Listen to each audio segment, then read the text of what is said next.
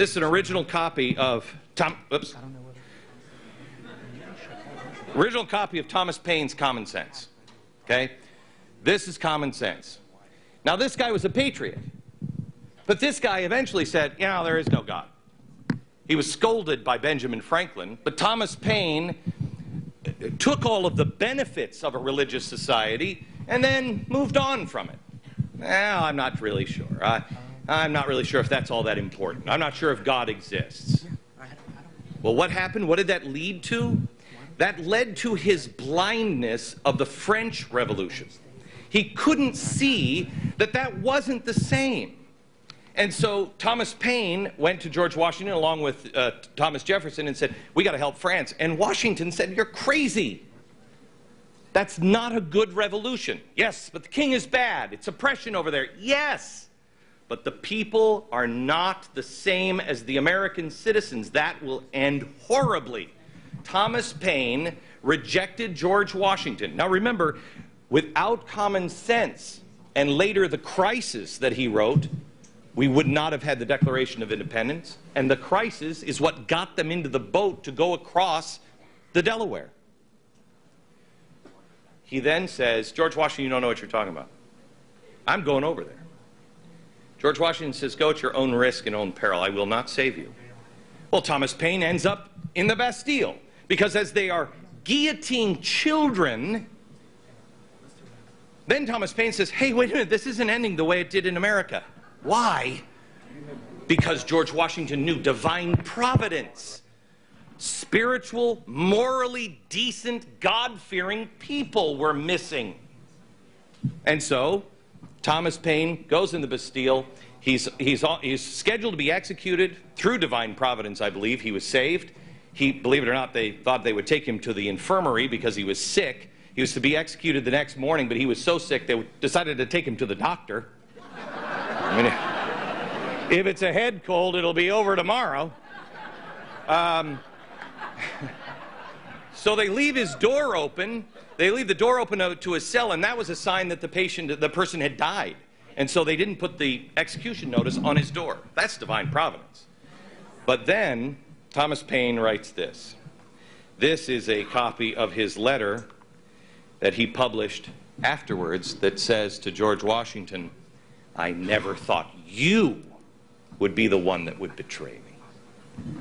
And he turns it around on Washington. Washington never responds.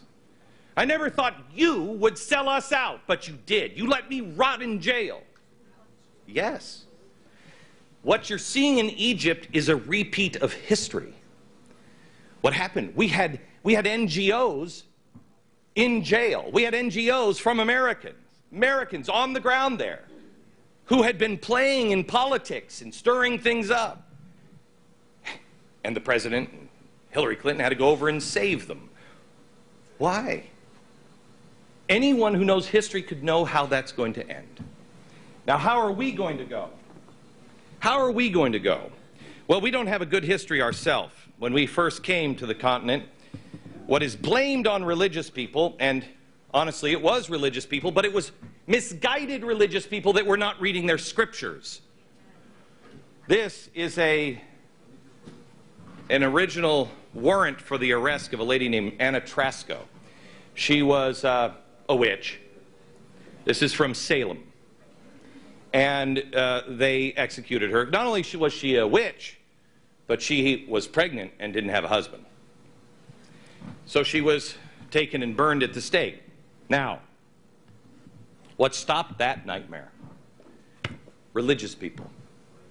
The ministers came and said, you are misreading the scriptures. This nonsense happened in Europe for a long, long time, not in America. It was stopped relatively dead in its tracks because the ministers were awake. This is an amazing book, Despotism in America. This basically describes the situation that we're in today. It says there's a war coming. There's a war coming because there's a real problem. Now, their problem there was slavery. This book details American slavery in its worst. Now, Tell me that these bad things can't happen in America. It's happened. It's happened twice. It just depends. These were witches. These were African Americans. But it doesn't end there. This is a book from 1864. This is at the end of the Civil War. This book looks awfully darn familiar. I don't know if you can you zoom in here? Look at this picture. Does this look familiar? This is a picture of a man who is malnourished, who's in prison. How about maybe this picture? Does it look like anything we might have seen in the 20th century? Looks exactly like that. This was a concentration camp in the South for northern soldiers. Don't tell me that man can't be inhumane. Don't tell me that it can't happen again. It does. It has, here in America. This is a book from 1881. This is an extraordinarily rare book. This is called A Century of Dishonor. It's rare because nobody wanted to read it. It's what we did to the Native American. And what we did to the Native American was manifest destiny. God is on our side. God's not on man's side. We must be on his side.